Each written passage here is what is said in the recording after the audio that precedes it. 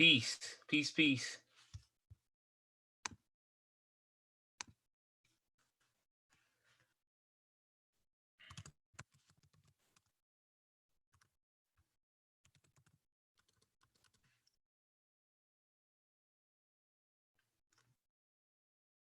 Can't hear, brother Kevin. Can't hear you.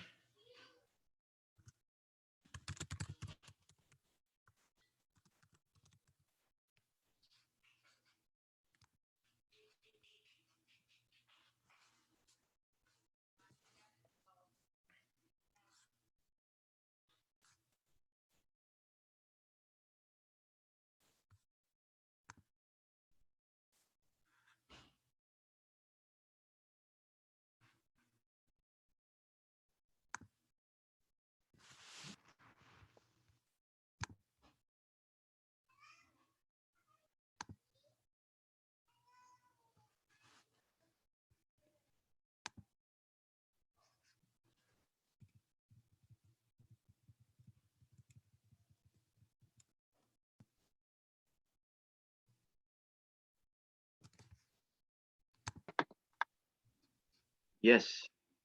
There we go. Let me see. Share screen.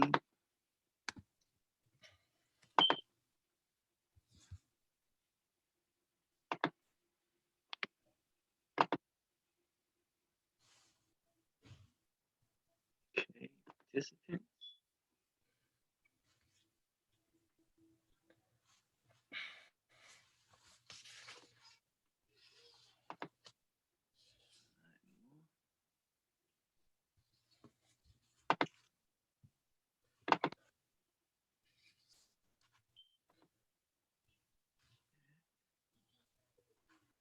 You good over there, brother Kevin? Okay, hold up a minute. Okay. All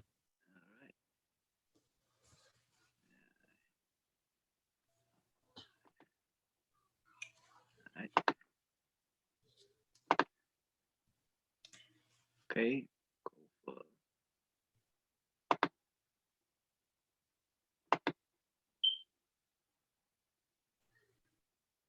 right. Okay. Host.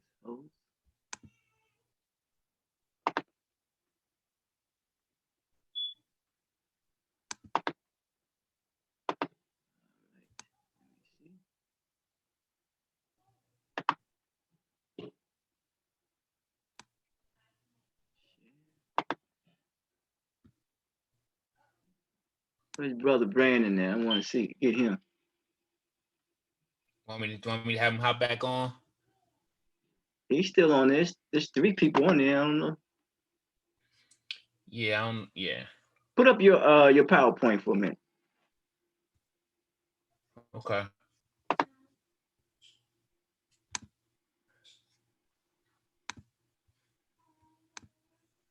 You can see me? Yeah. Okay, I can see you, but I don't see your PowerPoint. I'm about to pull it up now.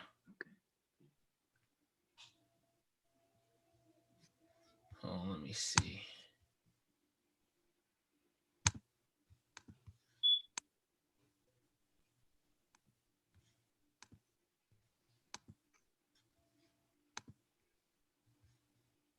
Okay.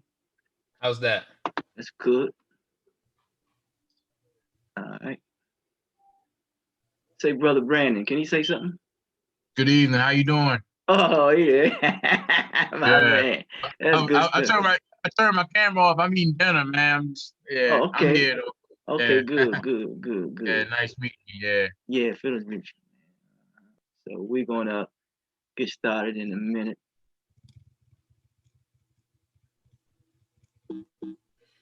Yeah, I'm looking good on my end. Looking good on my end. Okay.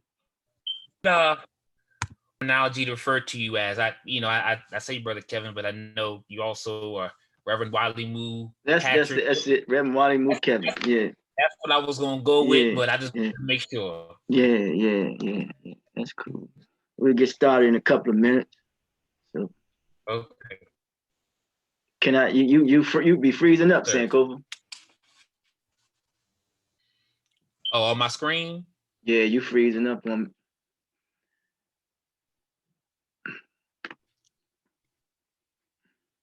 Can you say something? Peace. Okay. Brother Sankofa. Okay. Get ready to go on. 5, 4, 3, 2, 1. Greetings, everyone. Want to welcome you on behalf of the UB Blake National Jazz Institute Cultural Center and on behalf of Common Humanity Mission, Inc. to this event gathering, marching forward in the midst of a pandemic, breaking barriers while moving toward healing. And one thing I realized about healing is about accountability. And when there is accountability, you come into complete civility. And for that, you should be at peace. This is the day that we gather and come together in constructing, better yet, reconstructing value. Doing so, we are promoting the value of self-worth for our common humanity. Communicating with precision, a clearer image to the world, it is mandated that we cultivate the potential of that knowledge that is in us all as we become practitioners of social maturity by concluding that resiliency is the author of success. One, we are tapping into and releasing and realigning ourselves with the value of that resiliency with understanding, knowing that when you have balance, understanding speaks clearly, which will result into restoring social credibility. Two, we are and will be tapping into and releasing and realigning ourselves with the value of that resiliency with tolerance, knowing the importance of capacity training and trainers and trainees. As a result, we'll be readdressing social diversity, moving from a persecuted minority to a privileged majority, because when inspiration comes down, one's aspiration goes up. Three, we are and will be tapping into and releasing and realigning ourselves with the value of resiliency, of temperance slash temperament. As a result, we'll be revising social coherency. We are and will be tapping into and releasing and realigning ourselves with the value of that resiliency with confidence. As a result, we will be replenishing social continuity. Dr. Du Bois talks about the way of life have been interrupted. So finally, we are and will be tapping into and releasing and realigning ourselves with the value of that resiliency with respect. As a result, we'll be reclaiming social solidarity. In addition, you will be informed about it, enlightened by it, inspired about it, encouraged and empowered. And remember, the journey to community life, as Imam Warren D. Muhammad would say, is the journey to our original human excellence. The first presenter of this event, marching forward in the midst of a pandemic, breaking barriers while moving toward healing, working together to make a difference in the lives of others, will be Marcus Sankofa Nix. He is a master's degree candidate of African American Studies, co-teacher, Howard County, and also plays a major part with TNAT Holistic Wellness Center. His presentation will be Healing Through History. It's time to change the narrative. Welcome, brother. Do your thing. It's your time.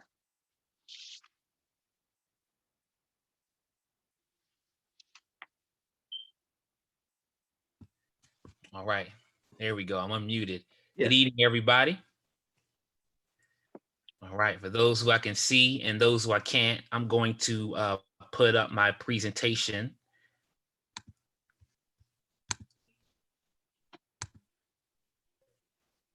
All right. Can everybody see that? If you can see it, give me a thumbs up. Okay, good stuff. All right. So I know time can move fast, but I definitely want to make sure that I give credit where credit is due. So on behalf of Reverend Walimu Kevin of Common Humanity Mission, and in conjunction with the UB Blake Cultural Center, and to all of the distinguished panelists who will be coming therefore after myself, Brother Lenny, Brother Paul Thompson, Brother William Murray, Minister Dennis Assar Winkler Jr., Brother Amir Muhammad, and Bob Assar Winkler. And to everybody who is here in this virtual gathering space this evening, I greet you. A number of which, you all are friends and colleagues of mine who we know on a personal level. So I just want to say that I'm honored to take part in such a monumental, momentous vision that Reverend Walimu Kevin has brought me forth to contribute to. So as it was said before, the presentation and discussion that I'll be building from today, or that we will be building from today, because even though Reverend Walimu Kevin has given the introductions, we're going to do this thing together. But nevertheless, the focal point will be, as you see on the screen, healing through history. It's time to change the narrative. Healing through history. It's time to change the narrative. So anybody who knows me, anybody who knows Brother Sankofa, and I know some of us may know me as Mr. Nix, some of us may know me as Marcus, some of us may know me as Brother Sankofa, but it's all good. I embrace all those different aspects of who I am. So whatever you're call me, it's all good. But for anybody who knows me on any level, know that I've been a grad school student, and I've been a student of history for a long time. I've been a student of history for as long as I can remember. And as a historian in training, one of the things that my professors have pressed upon me, one of the things that I've discovered and learned from those who are part of the Black intellectual tradition that have come before me, is to pay close attention to detail and pay close attention to the pictures and photographs and different documents that you may come across. And so when you look at this picture here, you see a Black family, you see two children, you see two parents, or two, she has her finger pointing down to a book. And so when I came across that picture, it reminded me of family time, family coming together, reminiscing, reflecting, going through a scrapbook or some type of photo album. And I remember sitting with my parents as a young child, and they were flipping through some of their childhood photos, back in the day. My father, he's like me now, don't have too much hair up top, but back in the day when he had a fro and everything, and my mother.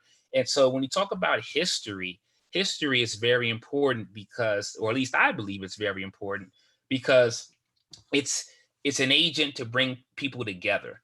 When history is something that enables individuals to be able to share stories, and it helps people to reclaim different aspects of their identity or who they are.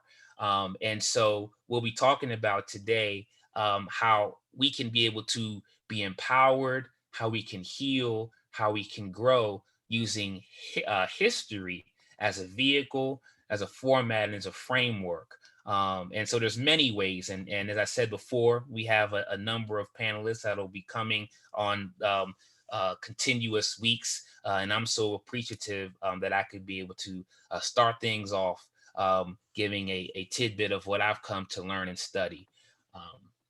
And one of the things that I will say about this picture that also resonated with me was that, even historically, many families, especially Black families, got together and had family reunions.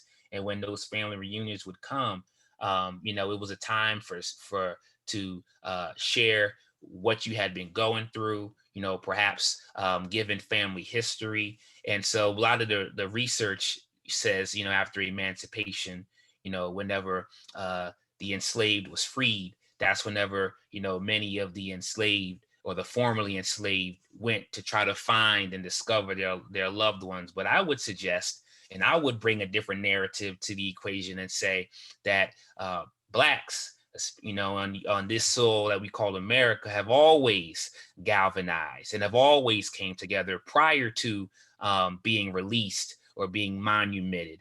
This is something that's been a part of our tradition, something that's been a part of our culture.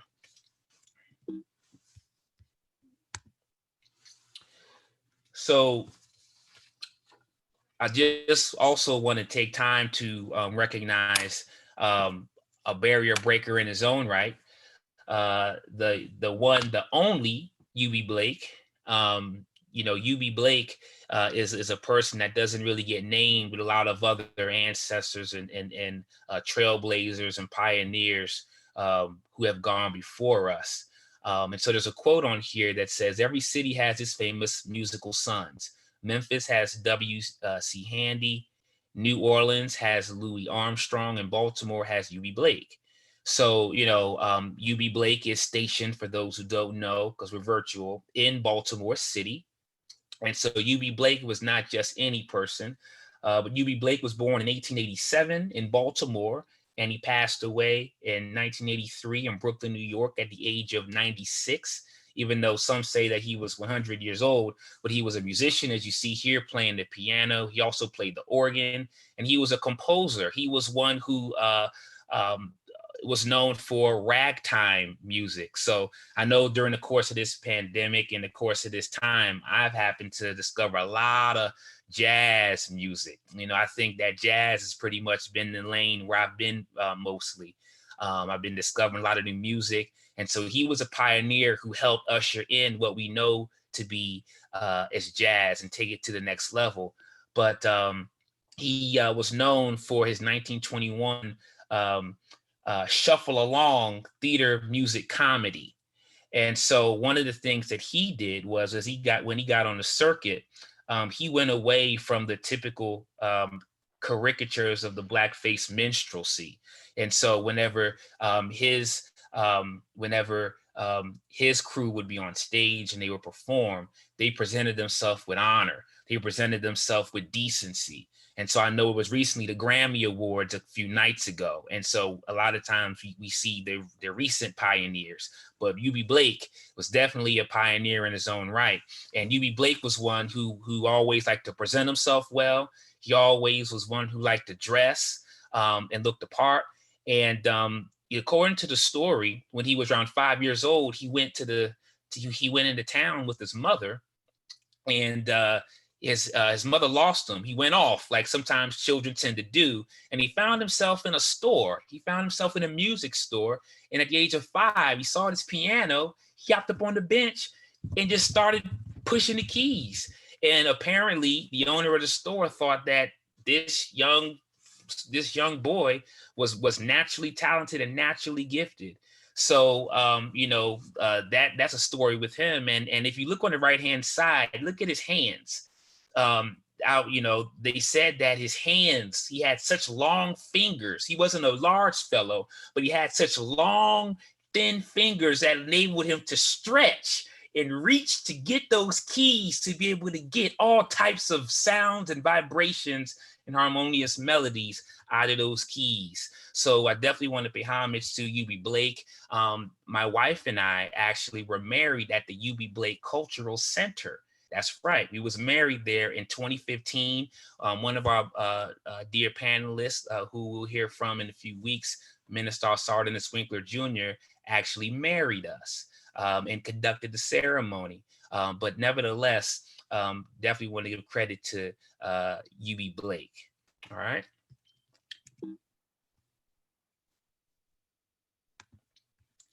So when we talk about this theme that's been put forth, marching forward in the midst of a pandemic, breaking barriers while moving towards healing, marching forward in the midst of a pandemic, breaking barriers while moving toward healing.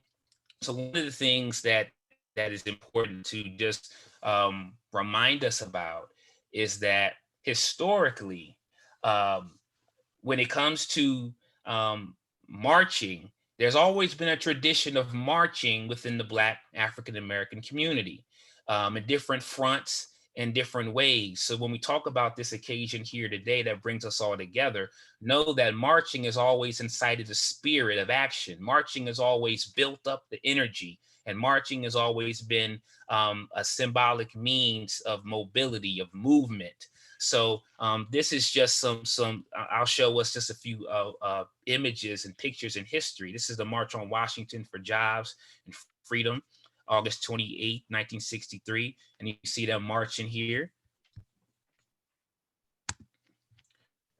HBCU pride. We see a lot of, this year especially, a lot of focus dealing with HBCUs. And that's actually Morgan State's marching band. That's actually where I'm in school now. But giving Morgan State a little bit of recognition, Morgan State a little bit of love. And the marching bands, a lot of times when it comes to these HBCUs, I won't say that the marching band is the only thing that the school is known for, but we know the culture of the marching band is really big part of school life. Associated for the Advancement of Colored People, Asylum, Harlem, New York, 1917. And this here was actually a march.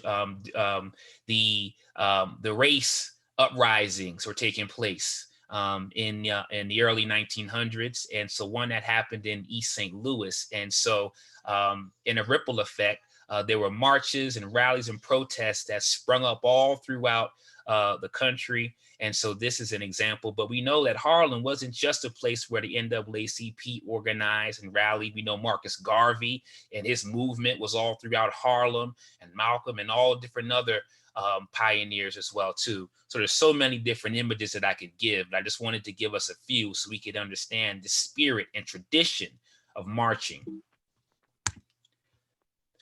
Bloody Sunday, all right? March 7th, 1965. So we actually just came across the anniversary of that. And we see right there in front of us, John Lewis, who's an ancestor, who was leading the charge that day. And so when we talk about marching, and I'm sure that Reverend Wally Moo Kevin already had this in mind, but the marching has never been really marching for the sake of marching, but it's marching forward. There's a lot of different directions you can go in, but marching forward and marching with a vision, with a clear purpose in mind. And so I think that's very important. And to be honest with y'all, over the course of this pandemic, when you're going through things and whenever, there's a major shift, one thing that can help you push through is when you look forward to something. When you have something that you're working towards, you have something that you're looking forward to.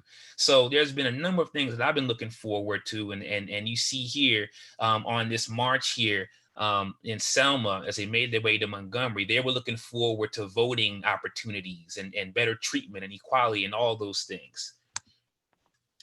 Another image here later on when King came to join. And we know a lot of times the adults get a lot of the credit, but don't get it twisted. Our young children was marching in step 2. And this is an example right here in 63, the Children's March Against Segregation and Justice. And as you see, there's a gentleman who is in the back of the picture, and there's a young lady there. So they definitely were guided by the elders and older people. But youth, children have a voice too. And so when I came across this, I was pretty captivated by it as well too.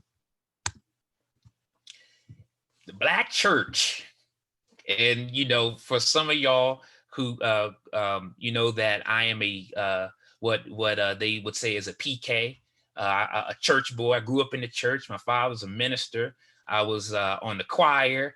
I sung. I was an usher. I was in the Cub Scouts. I did just about everything you could think of. I played the drums. And so this young boy here actually reminds me of myself. I was on the usher board, and those who have any type of familiarity with the church, you know that when those ushers go around that collection plate on Sunday, when they go around that church, they high step and they have a certain swag and a certain pep and a certain stride, and that would rev up the spirit, and that would create a sense of harmony and create a whole new energy in the church. So as I said before, what Reverend Wally Moo Kevin is on to is something major, because here we are in March, the month of March, and as we're transitioning into a new age, a new season, it's important to just look at the past and know that this is right in alignment, okay, right in step with how the marching tradition has been as a symbolic means and source of empowerment, even when we might not even think about it so much. So it's not anything to take lightly or make small. So when we talk about how does history impact wellness, what does history have to do with wellness? Healing through history. So when we talk about that, there's a few perspectives that I definitely want to bring into the equation to help articulate how we can be able to view this thing. So one person is Dr. John Henrik Clarke, who was a historian, who was a scholar in his own right. He, is one who is definitely made significant contributions to history. And he says history is a clock that people use to tell their political time of day and cultural time of day. It is also a compass that people use to find themselves on the map of human geography. So history gives a person, it's like a lifeline for a person or for a group of people. And it helps connect them with their roots and their origins, or where they come from. And I think that, what he's saying is important. Next, Carter G. Woodson. Okay. And for some of us, we might not know who he is, but Carter G. Woodson has been deemed the father of Black History Month. And he actually was born in Virginia. He was the second African-American to graduate with a PhD from Harvard University in 1912. W.E.B. Du Bois got his in 1895. He was the first, but Dr. Woodson was the first to get his PhD coming from enslaved parents. And so Dr. Woodson said, if a race has no history, it has no worthwhile tradition. It becomes a negligible factor in thought of the world, and it stands in danger of being exterminated. In such a millennium, the achievements of the Negro properly set forth will crown him as a factor in early human progress and a maker of civilization. So basically, what Woodson is talking about here is this narrative. When we talk about stories and we talk about history, history can empower, it can uplift, it can inspire, it can charge you up, it can build you up. But on the contrary, history can imprison you. History can imprison your mind. The story that you subscribe to can tear you down. It can be traumatic. It can be stressful. And so these narratives a lot of times have been internalized in our minds and in our brains, and we might not even know how deep this thing may go, but it can definitely impact wellness. And when we talk about wellness, we're talking about how we relate to each other, how we relate to our bodies, ourselves, our confidence, how we adapt to adversity, our resilience, our self-concept, our ability to function and perform tasks. These are the things we're talking about when we talk about wellness. And I have to bring in next James Baldwin. And what he says, and his perspective is, he says, history is not the past, it is the present. We carry our history with us. We are our history. So when you talk about the historical trauma and you talk about the damage that has been done, when you talk about being stripped of your name, when you talk about being told where to live and being denied certain opportunities, and being looked down upon and being treated a certain way, and being told that you're unattractive, or you're intellectually inferior, or you have no history. These things over time can impact how one can view themselves, or how a group of people can view themselves.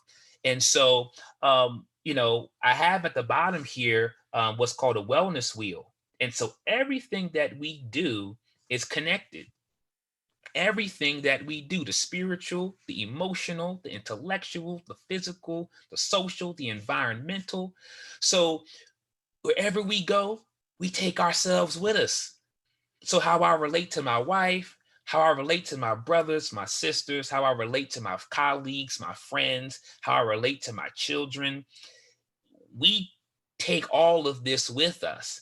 And when we talk about stress and trauma, and we talk about the racism that has happened perpetually, that has been chronic, that is happening still to this day, it's important to be able to recognize it and acknowledge it, and be able to do things to work through it. Or else, if we're not careful, we'll take it out on other people, we'll do damage to ourselves, we'll do harm for ourselves. And I would suggest that in order to be able to get to that point where we can be able to restore and replenish and rebuild ourselves, it's important to have a Sankofa experience. And what I mean by Sankofa experience, and I'll quote Reverend Wally Wu Kevin with this one: it's okay to use the past as a place of reference, but you don't want to use it as a place of residence. And so many times it's hard to focus on the here and now. It's hard to give our best versions of ourselves to the task at hand, because we're still haunted and plagued by what happened last year, 10 years ago. And it doesn't even have to be in the distant past. It could be this morning. Why did such and such say that to me? I know such and such, you was thinking this.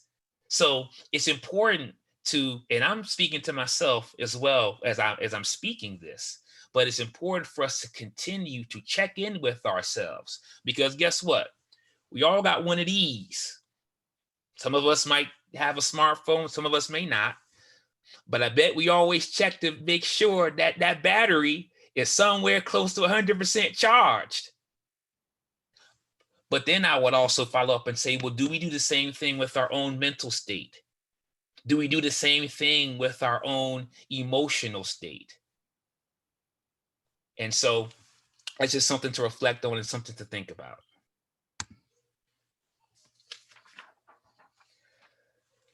So a good fellow colleague of mine from Temple University, he's the chair of the African American Studies program at Temple University, Dr. Malefi Kedi Asante, speaks about this idea of dislocation. And he pretty much spells it out here on the screen. And when he talks about dislocation, he's saying that he describes it in this way: dislocation, being separated from loved ones in the familiarity of home. Africans experience dislocation, a gradual psychological and cultural shift away from the practices and experiences that form the very center of their lives. They were moved off their own terms. This decentering created an imbalance. So it's hard to reach wellness, that optimum state of wellness, when the imbalance is there. We're off our equilibrium. He goes on to say that the decentering that occurred created an imbalance through emotional, psychological, and social instability. So whenever you are stressed, whenever you are going through rapid change, whenever you are going through traumatic circumstances and difficult times, it's hard to be stable. Some say mentally unstable, but it's hard to function in your best capacity. And I would suggest that he's telling this through the lens of the Black experience. I would suggest, however, that whenever people go through situations that are too much to handle, that are happening too quick, too fast, too soon, and it's overwhelming, regardless of who you are, in our humanity family, you can be impacted in the, in the same way. And so I think that's important, because when we reflect on where we find ourselves and what has been happening, we talk about moving forward in the midst of this pandemic. Well, for many of us, 2020 has not been a year like many other years. 2020 has been a year like no other. And so when we talk about grief, a lot of times we might think about it or conceptualize it as the loss of a loved one. And it can be that. But I'm going to reframe and redefine grief for the sake of our discussion and for the sake of this space this evening. Grief doesn't have to be solely the loss of a loved one. When you look at what we've been through during this pandemic, and how it appeared out of nowhere seemingly, and how this impacted every single person on some level in some way, shape, or form, some have lost relationships. People feeling like, oh, well, you're treating the pandemic this way, and I would go about it this way, and you're, living in fear, and you need to live your life, and ideological clashes, and the relationships of long-term are no more. Some have lost a sense of normalcy, normal routine, normal patterns. Some have found themselves losing employment. That's a very real thing. Some have lost the structure or the connection with others. I've had people in my own family, that have passed away or who have not been well, and I couldn't really travel to go see them, to go see about them, because of the restrictions in place, to be able to give them that affection, that hug, that connection. Schools, many of which are closed down, are in the process of easing back into in-person learning, but there's still being a lot of risks involved. So this new reality, this new transition, and I know that sometimes change, so we say we want change, but change is a hard thing to come to grips with. Housing, these are real things. Personal touch, a sense of safety. There might be homes that are not safe, that people have had to be relegated to be in because the mobility has been restricted because of the quarantine and all of these things. And so I don't know what everybody's personal, unique situations are, but I would suggest that on some level, we all have experienced some form of loss, which could be traumatic. Personal space, personal space. If you're in a home where there's a lot of people, you're not able to move about as freely. Certainty. When is this going to get over? When are we going to be out of this thing? When the vaccine going to come? When I'm going to be able to go to the store, wear the mask, do I wear it? Do I not? The variants, is all types of stuff, right? So this is something that this is where a lot of us are at. And so I know that Reverend Walamu Kevin, I know one of the reasons why he established this is so we can be able to gain strength, and we can be able to push through with momentum, so we can reach that optimum state of wellness. And so when we talk about trauma and the trauma that we go through, and I have to give credit to Minister Sardenus Winkler Jr., who put me on to this, there's a concept and an idea called post-traumatic growth. And post-traumatic growth suggests this: traumatic experiences can be painful, but can help people to develop new understandings of themselves, the world they live in, how to relate to other people, how to connect with other people, the kind of future they might have, and a better understanding of how to live. So we could always look at things from a point of lack and from a point of deficit. I don't have this, I lost that, I can't do this anymore. But if we change our lens or our perspective, it could possibly make us appreciate the finer things in life. It can maybe appreciate those who we do have or those who are still around. Perhaps being home might have made us clean up or do some home remodeling or discover a new habit, or get that goal done, because you're now more restricted and confined. So you gotta exemplify the discipline to get it done. Perhaps it, revealed something else to somebody. So, a lot of times, and as history has shown, the adversity and the challenges are also opportunities for growth. And so, post traumatic growth is about meaning, not what you go through, but how you find meaning out of the circumstances at hand, how you find meaning. And so, I would say that it's important for us to be kind to ourselves, and it's important for us to be kind to each other. And that's not cliche. I know that we've heard that said before, but we never know what another person is dealing with and what another person is going through. And so I think one of the best things we can do as we move about this process to grow is to be patient with ourselves, be kind to ourselves. We don't have to be perfect. We don't have to compare ourselves to anybody. You don't have to put on airs, but just do the best we can with where we're at. And so,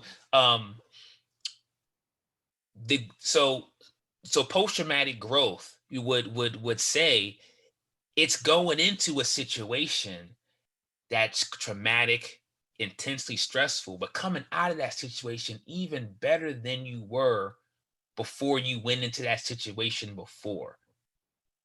And so, this is just another way that we can look at grief and how we can view our situation and where we find ourselves, regardless of where we fit on this emotional, mental, psychological, spiritual spectrum. All right. Does anybody have any comments, reflections, or anything? I want to make sure that as I'm speaking, we all are still on the same ship and we're moving together. We'll have some time to have a discussion and a dialogue as well. But I wanted to make sure before I proceed, everybody we was all good. We good?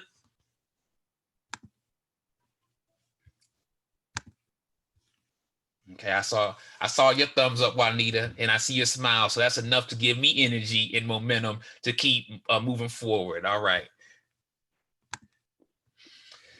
So when we talk about new methods of reinterpretation, and this is something that I definitely use as a tool with my students. When we talk about how we look at the past, especially looking at Black history, looking at the Black experience, as they say, Dr. LeGarrette King, I think, brings a very valid perspective and viewpoint to reflect on. He says Black perspective should balance the narratives of victimhood, oppression, perseverance, agency, and resistance. Black perspectives should balance narratives of victimhood, oppression, perseverance, agency, and resistance. So why do why do I say that? Or why is he saying that? I think it's important as reflecting on this. I think that when we talk about how we look at the past, a lot of times, especially when it comes to Black history,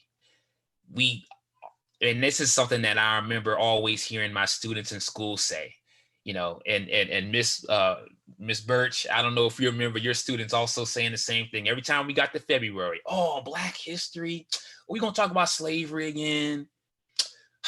Oh, here we go again. They gonna talk about Rosa and Martin, and that's about it. And the narrative was, whips and chains, and that's what it was. Not much empowerment, not much will or strength or perseverance or resistance. And I can relate to that. And so I think, though, when we look at that, that's not necessarily relevant to how we can view history.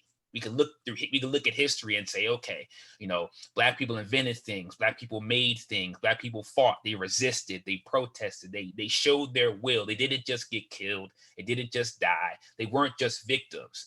But even in our own personal lives, Now I'm making it personal. Now I'm bringing it close to home.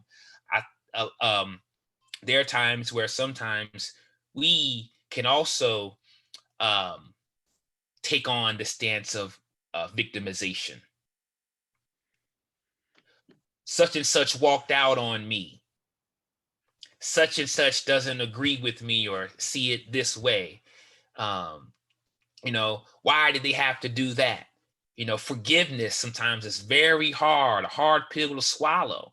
And so when we talk about victimhood, and there might be some things that have been done to us, and it's okay to be angry. It's okay to be upset. But what I would suggest is when we reinterpret and look at this and reconstruct and break this thing down. And if we look at the past, because a lot of times we have a distorted understanding of the present because we have a distorted understanding of the past. To look at all of the different complexities behind the situation. And so I'm gonna come back to that. So one of the things that has been put forth by Dr. King is a framework to help understand how to even look at Black history. And I think that this is something that doesn't have to. I think it's a framework that helps be able to look at the history of the Black experience from a more nuanced, multifaceted, complex lens. So, when we talk about, trauma, we know that trauma is a very significant aspect of it shapes the Black experience, but it's not the only thing that shapes the Black experience. Black people, they experience joy and they have relationships, intimate interpersonal relationships, father, mother, daughter, son, grandparents, extended family, kinship systems, institutions, businesses, and how they interacted and interface with businesses and institutions and systems of oppression, agency, resistance, and perseverance that we talked about, Black identity. So we when we peel this thing back, when we say Black, that doesn't say a whole lot, but now we're talking about when we bring in what are the different types of identities. We're talking about where you're from or what ethnicity or where's your background or uh, what do what do you identify as, biracial, or is your mother's from the West Indies, your father's from South Side of Chicago, and so when we look at it from that standpoint, it broadens how we can see things. Black historical contention.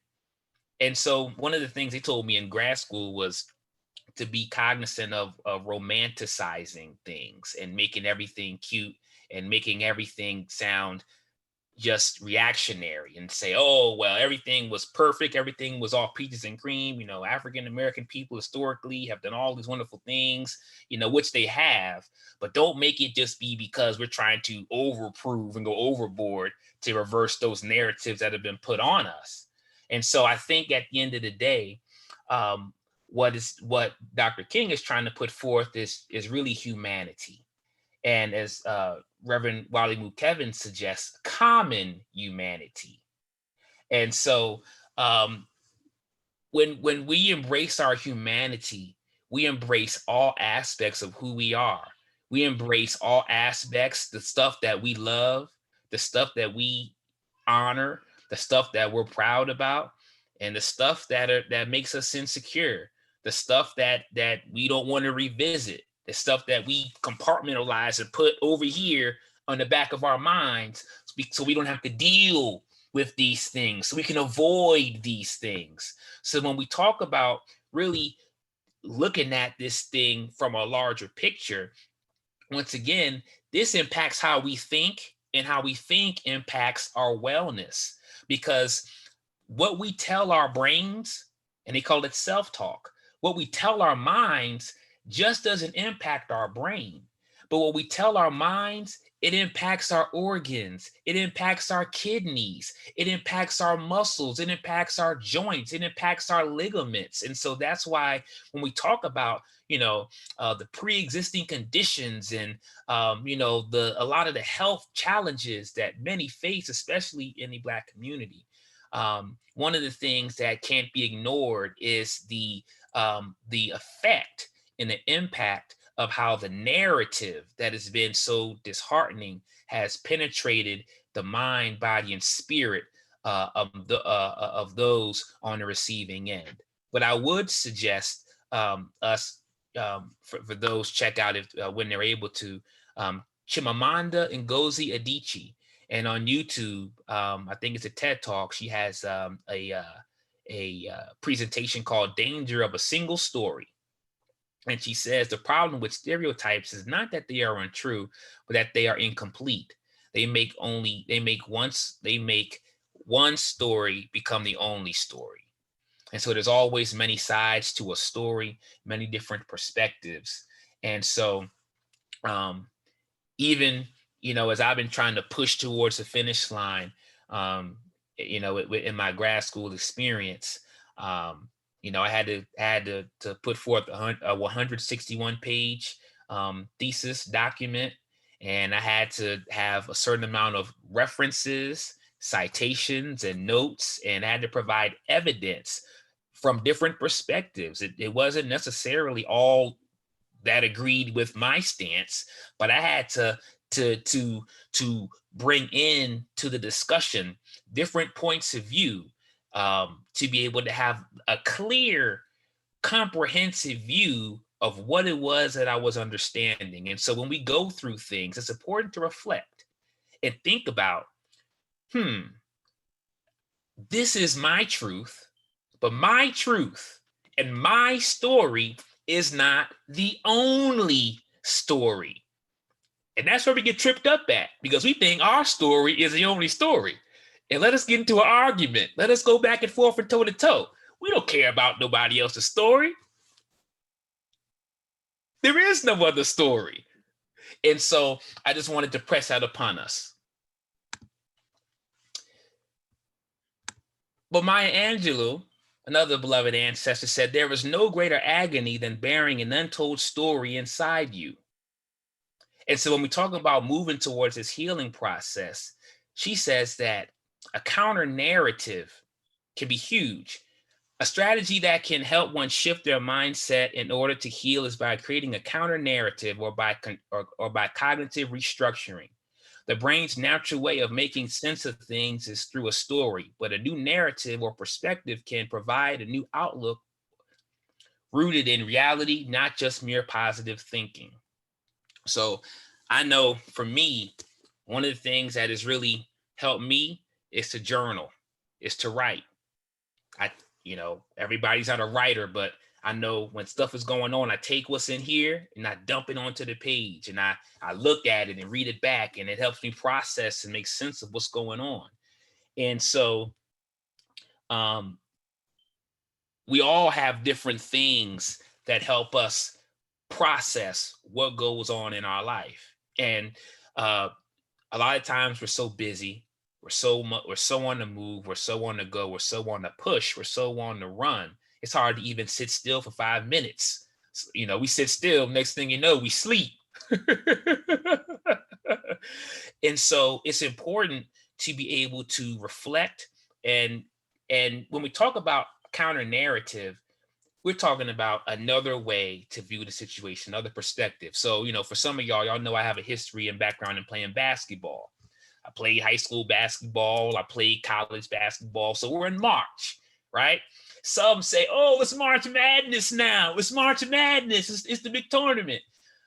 But a perspective is something, because some people also say you're invited to the big dance. How about that? The same thing, but it's a whole nother perspective on how you even view that thing. So being able to have another perspective or another point of view, and being open to that. And once again, acknowledging where we are, right? Acknowledging where we are. And when we go through those moments where we want to, it's just, it's difficult, it's stressful, it's a lot.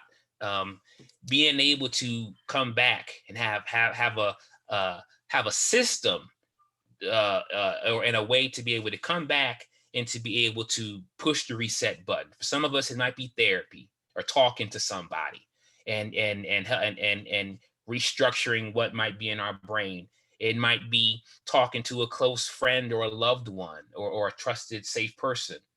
Um, so, um, we could tell our story in so many different ways. We can tell our story in so many different ways. And so, Maya Angelou, she was a writer, and as a child, she was abused in her early years, and she went silent for 5 years and went virtually mute and didn't say much to hardly anybody. And she ended up writing and journaling, and once she picked up the pen and put words to her feelings and her emotions, that freed her, it liberated her, and then it inspired her to write so many different things that the world has come to appreciate and celebrate. So having a different perspective, and not looking at herself as the victim or why me, but saying, you know what, this happened. What can I do to move forward? So I think her story in and of itself is inspiring as well too. So as we reclaim our story to heal, some things that I would suggest, and I know over the course of these few weeks there'll be some really good things to reflect on. And I encourage everybody, if you can, to check out all the presenters who are going to be forthcoming. But I would suggest that learning family history is really, really big. When we talk about absent family members and different things, a lot of times we might think about it psychologically. And there are psychological challenges when you don't have a person in your life, and a person is absent. But to look at it from another standpoint, that's also history. That's also history that you don't have. Today, when I went to go pick up my daughter from my parents, I sat and I talked with my father. For those 25, 30 minutes, he gave me a rundown of history. Him growing up in Chicago, inner city, South Side, playing basketball, what it was like in the neighborhood. My uncle played in the NBA. I'm getting the story through him. And a lot of times we don't get those stories. So I'm the person now, I have my recorder, or your phone can record, and I'll ask questions to learn about those in my immediate family so I could pass it on to my daughter. And so I can be able to know who I am, and be able to make sense with my story. Now, we have to be honest. When we, open ourselves up to family history, there may be some things some of us might say, nah, I don't want to know about some of that family history.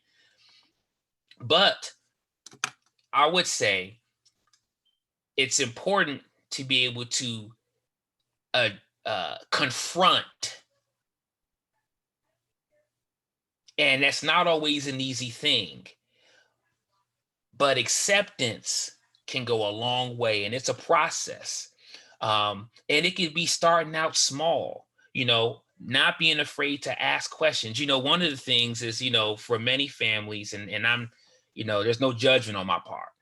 But one of the things that is a habitual habit in many is a culture of silence. Certain things you just don't talk about, you just don't deal with, you don't go there, and you just don't. And I remember talking to my folks, and they were just saying they wish there was more conversation about, like, basic stuff, like what health stuff ran in the family, like what type of medical stuff ran in the family. If you would have knew, you could have went and got checked out, could have went and got something looked at. But because you didn't know, and because a family, and there's all types of family dynamics and circumstances. I'm just bringing one example. because somebody had something, they didn't say nothing, nobody talked about it. It went on all these years, and then a problem occurred that could have been avoided. You know, going years and years without talking for so long, both people like, I forgot why we not talking. Why we not talking again? So, family history, and as they say, there's an old ancient phrase. It's simple: know thyself. Part this whole growth and healing, knowing who you are, peeling back the layers, knowing who you are at the core, cherishing memories. The historians, some of them old school, now you can store all types of memories. You can store stuff. Facebook has timelines, and social media has memories and timelines, and you have hard drives, and you have different accounts, and you can store pictures in your phone and all that type of thing. But one of the things that I'm trying to do is preserve some of my stuff, all of my speeches, and all of the things that I've had to present. I'm going to print them and put them in a folder and create my own archive. And that's what Carter G. Woodson was trying to do. When you look at some of those photo books, those photo albums, a lot of times they're not labeled. And you're sitting there like, who is that? Who that? Who was that person? Where they about to go? Right? So making it practical. History is all around us. It's everywhere we look.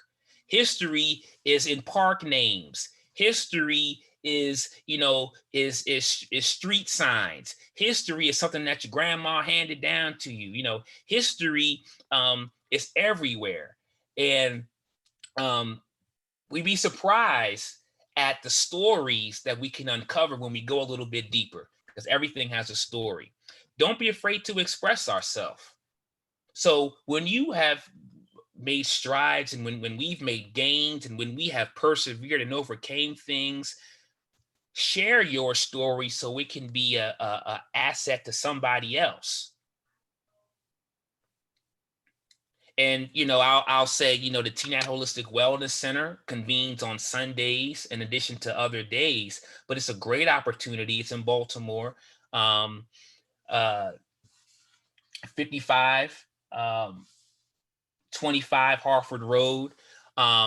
More information can be provided for those who want it, but every Sunday there's discussions and conversations about people not trying to be perfect, but discussing what's going on in the world and how are we showing up in this world, and what are our triumphs, what are our challenges, what are our struggles. And if somebody's, I can maybe gain some lessons from what somebody else has been through, or maybe what I've been through, I can, help somebody else along their way. So vulnerability is sometimes difficult too. What will they think? What will they say? But these are the things that are barriers. We're talking about moving past these barriers, marching past these barriers. And so a lot of times our barriers are what's right between our ears. Preserve our story, engage with others. Listen to other people's stories. To take into account and to learn from somebody else's story doesn't minimize your story. To compliment this brother or to give this sister her props doesn't diminish you. And that's why I think that's, the comparisons. We're not comparing stories, because that can get us in a situation that not the best. But embrace all aspects of our story and be patient with ourselves, because all of our stories are works in progress. And then the last thing, and there's so many other things, and some of us may even have some other things to contribute or some other points to share, but self-care. Angela Davis, calls it radical self-care, because sometimes we treat it like a luxury instead of a priority. So self-care, jog, yoga, walk up the stairs, breathe, take nature walks, sleep, get rest, stop procrastinating, make that call that you should have made a long time ago. Get on your goals. you know, all the things that we're supposed to do. So when we talk about Sankofa, you know, we're also talking about getting back, going back to those things that we know we should, and getting back on that. Hey man, you still exercising, still working out? Oh man, I gotta, yeah, I gotta tighten up. Hey man, you still eating right? You still,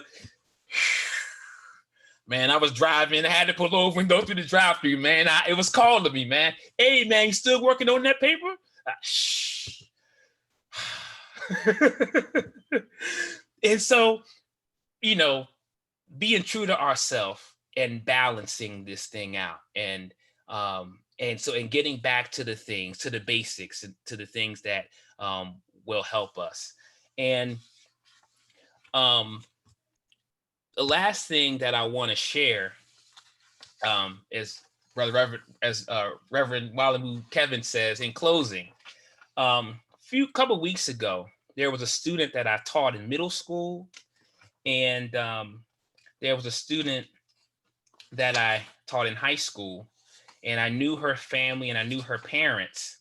And I mean, I knew this girl very well.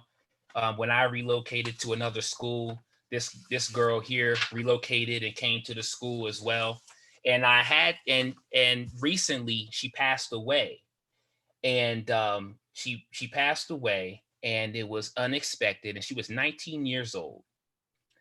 And I was called by her mother and asked if I could give some words of reflection at her funeral service. And when I gave the words of reflection at Kayla's funeral service, I read an email that she sent me a couple years ago. And I'll read a little bit of the words in that email that she sent me. Hey, Mr. Nix, that's what she called me. Just reaching out to let you know what I've been up to since I graduated from Wild Lake. I know the last time we spoke, I wasn't actually sure what direction I was heading in, whether it was the Navy, going to college, finding a full-time job, or any of the other ideas I shared with you. It was actually none of those.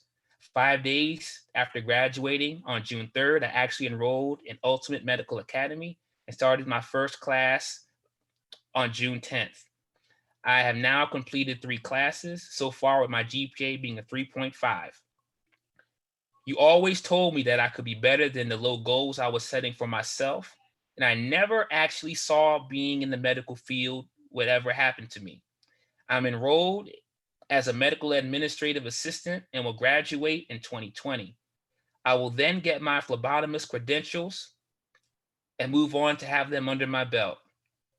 I just wanted to say thank you for all you have done to help me, and honestly, I could not have done it without you.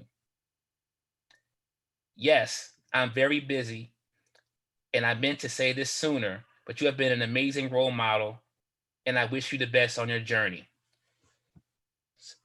So she didn't make it to carry out her plans. But one of the things that stood out to me when I was reading this email, our final communication with my student who recently passed a couple weeks ago, is I said, wow, all the times we had it out in my office, all the times I said she didn't listen and she was stubborn and strong-willed. This email that dropped in my inbox was proof that after all these years and all this time, she was actually listening. When we tell our story and we talk about our growth and the process, and when we go through difficult times, it enables us to connect. And we never know how what we say can impact another human being, how what we say can impact another person. So I want to press upon us in closing that we are living history. We have the ability to not to create our reality. We have the ability to operate in a strength-based approach. We are makers of history with a huge opportunity to influence our situation. When we go through things and we're stressed and we're traumatized and we're really messed up, we can lose the confidence and the tools to push through. But as we continue to work through it, we'll get stronger and we'll push through. So let's embrace our untapped power that we have yet to realize, and let's keep at it, because we never know how our testimony and how our story can inspire the likes of others. That being said, I'll say thank you very much. I appreciate everybody's listening ear. I'm gonna unshare my screen, and I would love to, if it's okay, Reverend Wally Kevin, for us to have a dialogue or a discourse. I would love to hear reflections, comments, thoughts. That's all right, Reverend Yes, Wally Kevin? yes, sir. All right.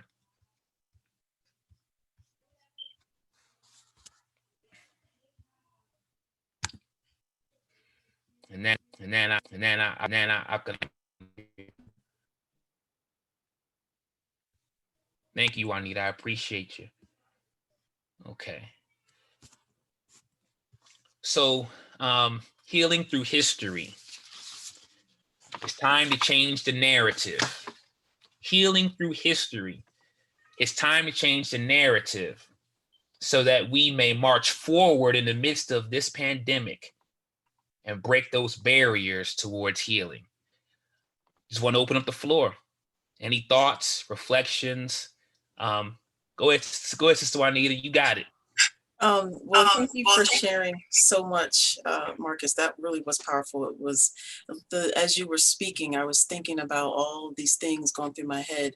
And recently what I've done is with my family, I just started with core family members that are in Maryland, like my dad, my auntie, and a few cousins. And every month, like the second Saturday of every month, we'll have a Google Meet where we just all connect. And my cousin said, oh, add so-and-so in New York. Oh, add so-and-so, cousin so-and-so in North Carolina. And we've gotten now to like 20 people. And now we're talking about, once the pandemic is over, planning a family reunion or just maybe several small trips. But when you talk about hearing your family's history and hearing other people's stories, my aunt was saying, oh, did you know, like to one of our cousins who she lives in New Mexico, did you know that my grandmother named your mother, or your grandmother named, I don't know, but it was just the idea. And my cousin in New Mexico said, I never knew that, you know, and just hearing all these stories, and it has made me feel like a new sense of pride, because my family is not just this small group in Maryland, but we have family all over. And it's just, wow, you know, our family has done great things. And it's like you said, it just renews you. It's just a refreshing sense.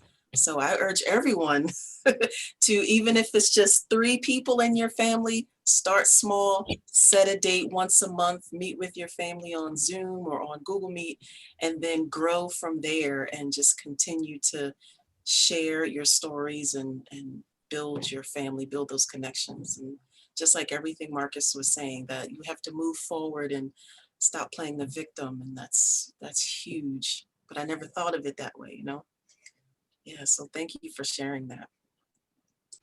No problem. I thank you, Juanita, for being here this evening and for sharing that. I'm glad that it resonated in that way.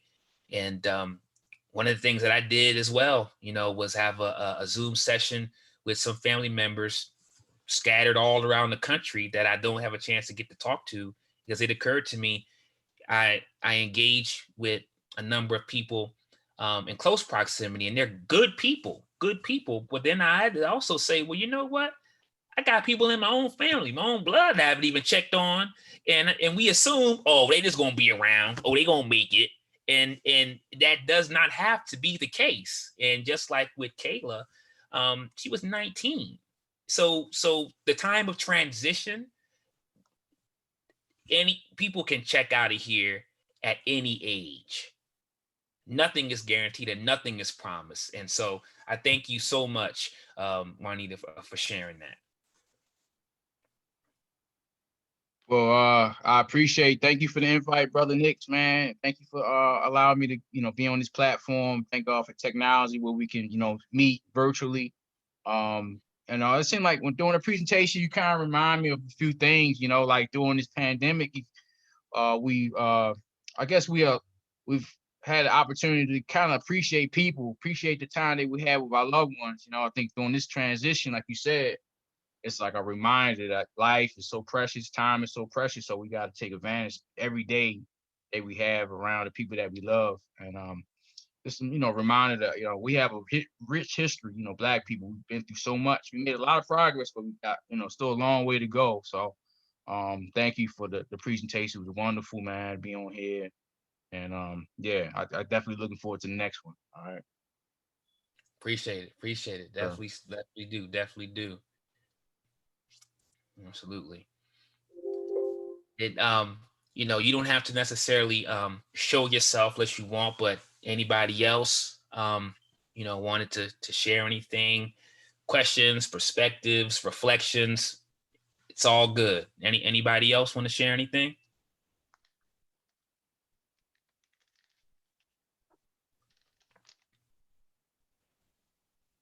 I am glad to see you, Dewana, as well. I was just about to mark. No problem. Background, and so it's like hard to talk, but I wanted to thank you for your presentation and just, I guess, third what everyone else says, that I lost my grandmother a few years ago, and the thing that I wish most is that I would have had more conversations with her about her own life, especially now having a child of my own, and I have a niece, and there's stories that they may not ever learn, because I feel like in my family, we didn't necessarily do a good job of capturing those stories when our elders were alive. And so Juanita, that idea about, having those conversations with your family, like how important that is, and that constant reminder that, tomorrow is not promised. And so like, how are we capturing the stories of the folks who are here today so we can continue to pass on traditions, family traditions? So I appreciate everything you shared this evening. Thank you for inviting me. No problem. Thank you once again. Give Bailey and Brother Kevin my kindest regards and love as well.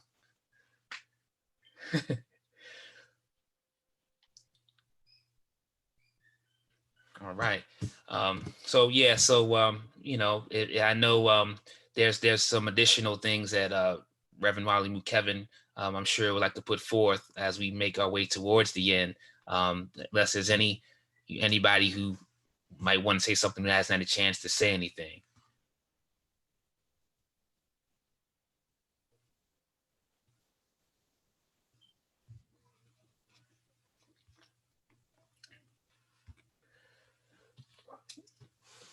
Reverend Wally Kevin, I'll go ahead and turn it over to you, sir. Thank you.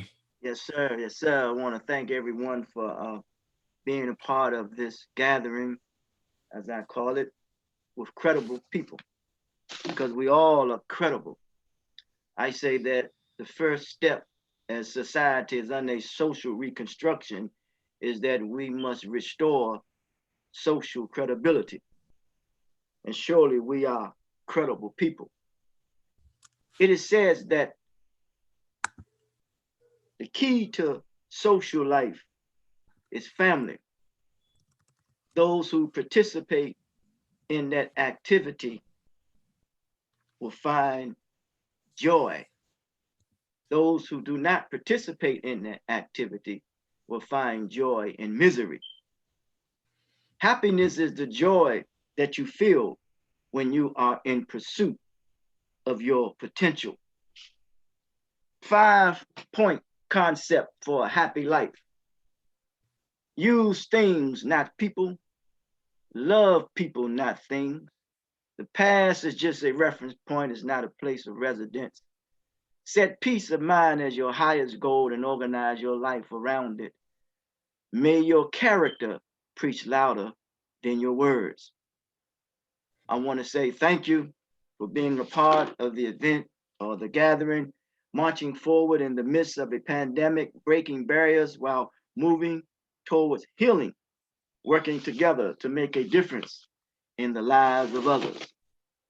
And healing is accountability. And when there is accountability, you come into complete civility. And civility is association with citizens. And we are global citizens of this universe. And for that, we should be at peace. So thank you, Brother Marcus and Kofa Nix, for a fantastic, wonderful job. And thank you all for being a part of this historical event. And we would do it every Wednesday if you have the time, at 7 p.m. each Wednesday until May the 19th. Until next time, nothing but the best for everyone. Talk to you.